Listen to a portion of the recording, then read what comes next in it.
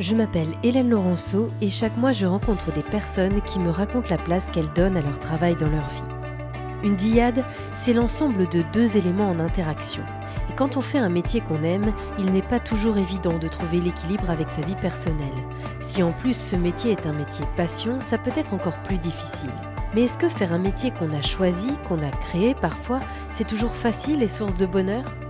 Pour ce deuxième épisode, vous allez faire la rencontre de deux frères, Julien et Gabriel. Si pour l'un la cuisine était une évidence et un choix de vie, pour l'autre ce n'était pas vraiment le projet de départ. Et pourtant, un besoin de changement, une idée pour plus tard qui se concrétise plus tôt que prévu, et les voilà à la tête de leur propre restaurant dans le centre-ville de Rennes. Le succès est rapidement au rendez-vous, même si en coulisses, tout n'a pas été simple. Je m'appelle Julien Moreau, j'ai 34 ans, je suis directeur du restaurant Le Deux Rue des Dames avec mon frère à Rennes. J'ai un parcours professionnel qui n'a rien à voir avec le métier que je fais actuellement. J'ai été journaliste pendant presque 10 ans, en presse écrite exclusivement. À un moment donné, j'en ai pas eu marre de ce métier-là, parce que c'est un métier qu'aujourd'hui encore je respecte beaucoup et qui me chatouille encore un petit peu, mais une envie de changer. On a eu même avant les Gilets jaunes, un peu l'événement qui parle à tout le monde, il y a eu un fossé dans la façon de penser des gens, il y a un fossé qui s'est fait dans la relation avec le journaliste, comme dans la relation avec le policier, comme dans la relation avec l'instituteur. Donc ça a commencé à m'énerver un petit peu. Et puis j'ai eu la chance en 2014 et 2015 de partir à Paris au journal Le Parisien aujourd'hui en France, qui est quand même un journal qui fait foi dans la profession. Et je me suis dit que c'était top. C'est là que je voulais être, mais il était trop tard pour y être. Et c'est là que s'est mise à germer une autre idée, de dire si je change, je ne pourrais pas faire ce métier-là, cette façon de faire ce métier-là ailleurs qu'à Paris. Je ne veux pas être à Paris. Soit je rétrograde mes envies, je rétropédale un petit peu dans mon ambition, soit je fais autre chose, mais qui me plaît. J'ai un petit frère qui travaille depuis longtemps dans le milieu de la restauration. Je m'appelle Gabriel Moreau, j'ai 28 ans, je suis chef de cuisine dans mon restaurant avec mon frère qu'on a créé en 2016. Ça fait longtemps que je suis dans la cuisine, j'ai commencé la cuisine vers l'âge de 15 ans. Au début parce que ça me plaisait et en fait en faisant l'école hôtelière et en apprenant le métier, j'ai énormément apprécié ce que je faisais, créer, faire plein de choses. Ce qui fait qu'aujourd'hui, j'ai mon propre restaurant et je suis super heureux. J'ai fait un BEP et un bac pro cuisine. Et par la suite, j'ai fait une mention complémentaire pâtissier en dessert de restaurant à la faculté de métier de Kerlan à Rennes pour avoir une petite spécialisation en plus. Et j'ai arrêté mes études, je devais avoir 18 ans à peu près. Même si je ne lui disais pas au début, j'ai toujours une admiration pour ce petit frère qui, à un âge qu'il avait, moi, au même âge, j'étais pas du tout, en fait, mine de rien, j'avais pas la tête autant sur les épaules.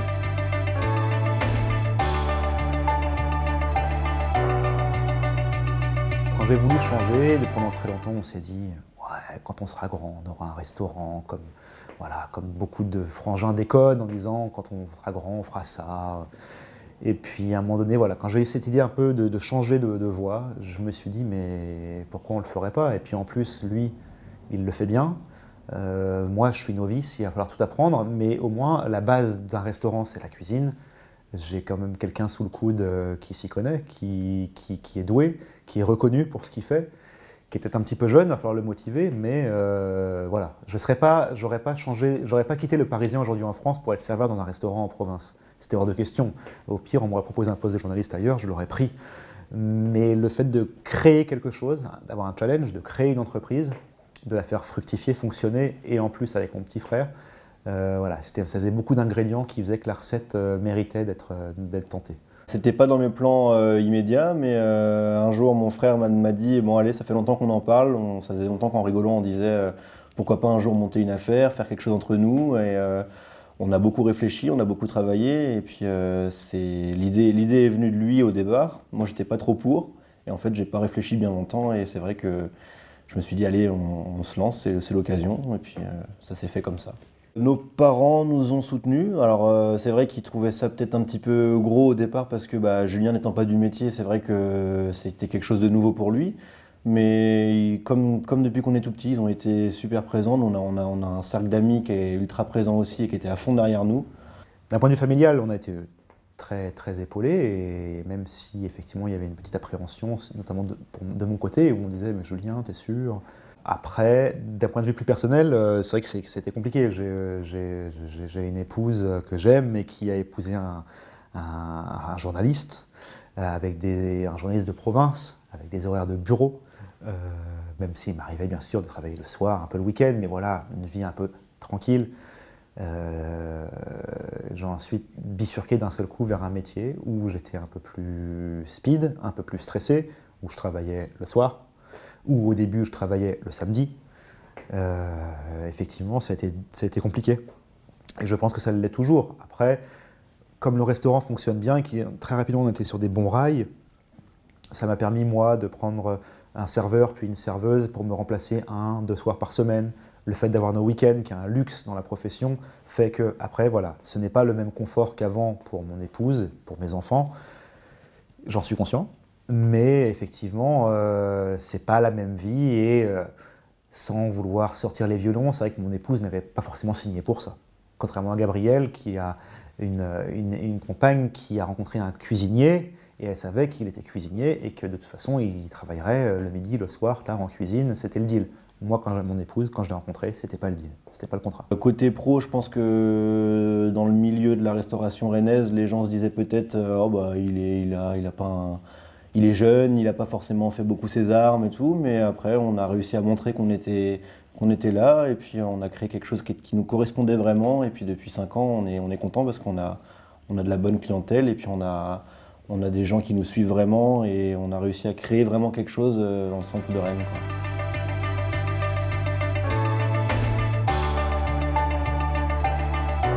Au début, ça a été très dur. J'arrivais dans un métier que je ne connaissais pas, même si j'ai, de par, je pense, mon métier de journaliste, une tchatch, une façon assez simple de communiquer avec les gens et de mettre les gens à l'aise. C'est pas tout.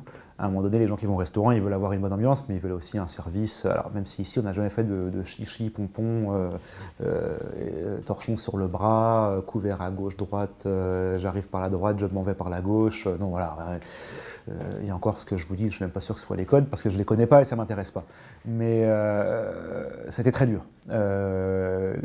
Gabriel, comme moi, alors lui, parce qu'il était très chaud en cuisine, mais moi également en salle, on a perdu presque 10 kilos les premiers mois d'ouverture. Alors lui parce qu'il était très chaud, mais moi parce qu'en fait on perd un peu ses moyens, on transpire très vite. Dès qu'il faut passer d'une bouteille de rouge à une bouteille de blanc, on cogite, on réfléchit, on transpire. Donc non, ça a été très dur. Le fait de parler avec les gens, d'expliquer les plats, je me mettais à bafouiller. Voilà, c'était pas ma vie. Il a fallu se réapprendre à travailler différemment, à avoir de nouveaux codes. En étant à son compte, même si je le faisais aussi quand je travaillais pour un patron, on appelle ça les marges dans la restauration, il faut apprendre à gérer ses stocks, à gérer ses marges, pas utiliser du caviar et de la truffe à tire-larigot pour pouvoir justement être bien dans ses marges. Et et puis l'objectif c'est d'être rentable. C'est du stress parce que constamment, quand on crée des recettes, on doit se dire faut que ça soit cohérent avec ce qu'on propose. Après, il y a un côté stressant d'avoir peur de se louper entre guillemets, mais il y a un côté aussi valorisant en se disant c'est moi qui choisis mes recettes, c'est moi qui crée, c'est moi qui appelle mes producteurs, c'est moi qui vais à la rencontre de mes producteurs et on n'est plus bridé en fait, on est vraiment libre de faire ce qu'on veut.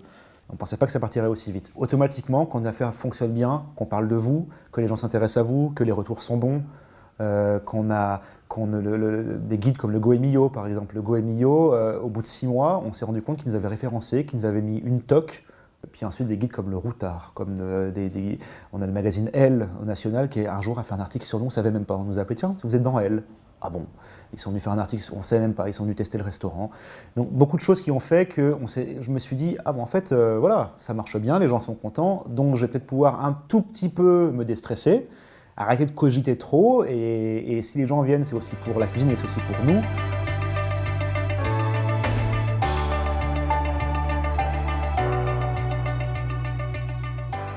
Les horaires, rapidement, quand un restaurant se met bien fonctionné et que du coup on travaille un peu plus tard, qu'on est un peu plus fatigué, oui, on se dit ah oui, c'est vrai que la restauration, il y a des horaires. On sait qu'on travaille le soir, mais voilà, il y a des horaires. Et puis quand le dernier client tardif est parti, vous derrière, vous avez le redressage, l'aspirateur, la serpillière.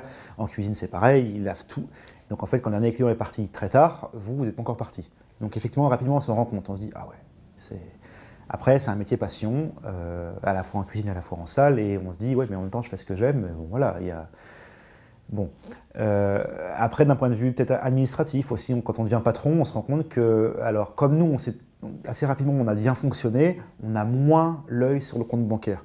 On sait que ça fonctionne, on sait que ça rentre bien, on sait que le chef en cuisine maîtrise ses marges, le niveau dépenses, voilà, on travaille bien. Mais effectivement, tous les jours, on se dit est-ce que j'ai fait ci, est-ce que j'ai fait ça, est-ce que j'ai fait le virement du caviste, est-ce que j'ai des factures en souffrance, on a un apprenti, est-ce que j'ai envoyé son contrat, est-ce que voilà. Alors que quand vous êtes salarié dans n'importe quelle profession, bon, vous avez un patron, vous faites votre métier et il y a un service compta, il y a un service DRH, qui gère ça pour vous et on vous dit tiens, il faut faire ça, bon, je signe, c'est bon, c'est fait. Automatiquement, quand vous êtes patron, soit d'une salle, soit d'une cuisine, tout de suite vous pensez est-ce que j'ai appelé tel fournisseur, est-ce que je vais négocier mes prix, est-ce que j'ai envoyé le papier à l'assurance, est-ce que voilà. Et ça, c'est vrai que c'est quelque chose qui est vraiment très chronophage, c'est chronophage parce que voilà, quand on est patron d'un restaurant et qu'on travaille seul en salle, on n'est pas juste serveur, on est aussi voilà, on fait tout le service après-vente derrière. Et pour que tout tourne, il y a énormément de paperasse, de rendez-vous, de comptabilité, voilà, qui se mettent en place et c'est chronophage. C'est super appréciable d'avoir des retours de notre clientèle parce que on se dit qu'on a quand même travaillé dur pour en arriver là. On travaille dur sur chaque recette, sur chaque carte pour pouvoir justement aller au plus proche du producteur, aller rencontrer le petit producteur de légumes, le petit producteur de micro-pousses de légumes, le poissonnier, aller à sa rencontre pour pouvoir avoir le produit qui nous correspond le plus. Et quand le client nous dit votre plat était super bon, c'est vrai que c'est super appréciable parce qu'on se dit j'ai créé ça de A à Z. L'assiette, on ne savait pas trop comment la créer au départ et au final, elle a eu un super rendu à force de faire des essais et de créer une recette. Et ouais, c'est super valorisant. Ouais. Il n'y a pas beaucoup de gens qui peuvent se dire je fais un métier où les gens ils viennent pour moi, alors pour mon frère, pour la cuisine, pour moi, pour mon entreprise, pour ma et en plus de ça, ils sont hyper contents, ils en parlent autour d'eux, ils conseillent ça à des gens et ils reviennent. Donc voilà, il y a ce côté-là aussi qui fait que même si c'est dur, on se dit voilà, j'ai un métier qui plaît et qui fait parler en bien et c'est hyper gratifiant. On n'a pas de patron au-dessus de nous, c'est quelque chose quand même qui est appréciable. Le fait de travailler en famille avec mon frère, le fait de pouvoir créer énormément parce qu'on a une carte qui change vraiment tous les jours, donc on n'est plus borné avec des idées d'un patron qui nous dit allez-y, pendant 3 mois on va faire ça et vous faites comme ça. Là au moins, que ce soit en salle comme en cuisine, on peut changer, on peut vraiment créer, innover et voilà, et se faire plaisir surtout, quoi. C'est le plus important. Enfin, j'entends très bien avec mon frère. Lui, il gère vraiment la salle, moi je gère vraiment la cuisine. Il est libre de faire ce qu'il veut en salle, moi je suis libre de faire ce que je veux en cuisine, même si on discute beaucoup sur ce qu'on va faire. Mais c'est vrai que non, moi je préfère travailler en famille, de pouvoir se dire vraiment les choses.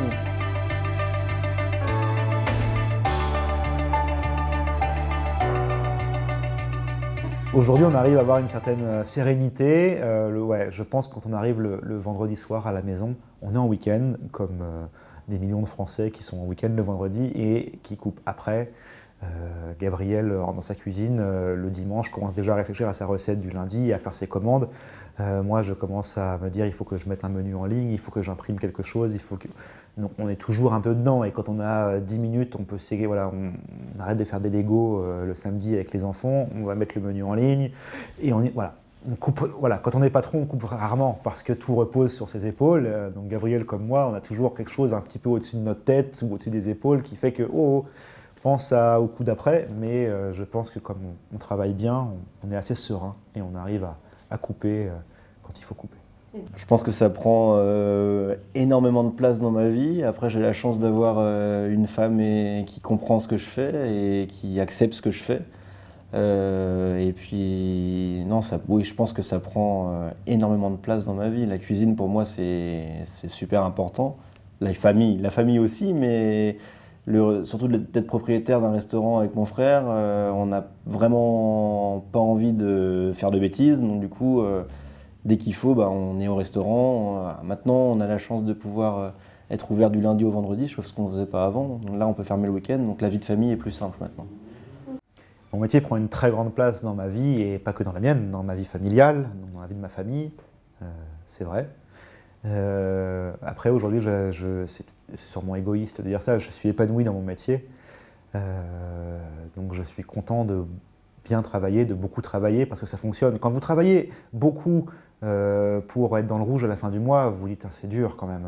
Bon. Quand vous travaillez beaucoup, mais que derrière vous avez une reconnaissance, et que autant d'un point de vue reconnaissance que d'un point de vue financier, vous voyez que vous êtes dans le vert, vous vous dites ça paye. Et puis voilà, autant beaucoup travailler maintenant qu'on est jeune, et de se donner à 100%, seul en salle, seul en cuisine. C'est aujourd'hui qu'on construit les bases pour avoir un avenir un peu plus confortable, sûrement. Merci pour votre écoute. Rendez-vous le mois prochain pour un nouvel épisode. N'hésitez pas à vous abonner pour être informé de sa sortie. Vous pouvez également suivre Diyad sur les réseaux sociaux et les applications de podcast.